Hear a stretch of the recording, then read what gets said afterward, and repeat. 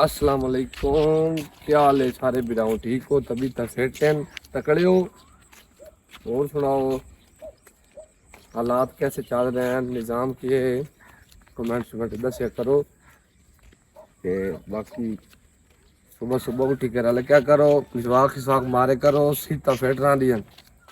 पर पता जट बंद दी तो जी सीता फिट रहा दिन क्योंकि अच्छा सुबह सुबह सूरज नहीं निकलता तो उस तो पहले आजकल जुआरी शुआरी बढ़नी होंगी, नाले खाले बनने का मौसम है, खाले शाले कटने ते और बिनाओ ये सारे साढ़े पंजाब दी रौनक जट किसान बंदा सुबह सुबह वेख उठी जाता है। मेहनत वेख लो किसाना दियां, पर कदर काई नहीं साडी।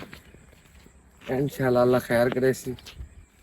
ते बाकी मैं आख्या बिरावा ना सुबह देख तो नज़ारा दिखा दी, मैं सीन चेक करो यार, देखो सूरज वाली साइड ते सूरज निकलती है। बाकी देर दिहाड़े हो गए, वीडियो को ना बनाई, गर्मी बड़ी है यार ना। देख मैं लगता मैं वही खान लग गया थोड़ा बाला। बाकी कोई नहीं, बातें रंग रूप चलते। यूट्यूब चैनल एक बना दिता है, सारे विरा दें यार तू फेसबुक ते बनाना है ते यूट्यूब ते यार ना।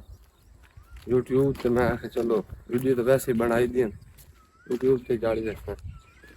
यूट्यूब ते चैनल बना छोड़ा, लिंक है मैं वीडियो दे रही हूँ, जो वैसे सर्च कर लवे नुमान हमदा संगराल नाम ते इंशाल्लाह सारे बिरा उत्ते आओ, सपोर्ट करो, सब्सक्राइब मारे ते लाइक वीडियो वेख। थोड़ी वीडियो बड़ी थोड़ा पता मजे नहीं होंगी, बाबा तालिब लग होंदा ते इंशाल्लाह मुहर्रम आ रही है, मुहर्रम के पीछे बाबा लसा है, मुहर्रम इस्लामिक वीडियो बन से ते और बाकी थोड़ी मेहरबानी सपोर्ट का शुक्रिया।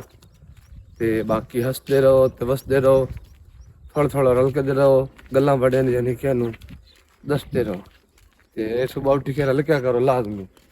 चंगा, रब रख बस।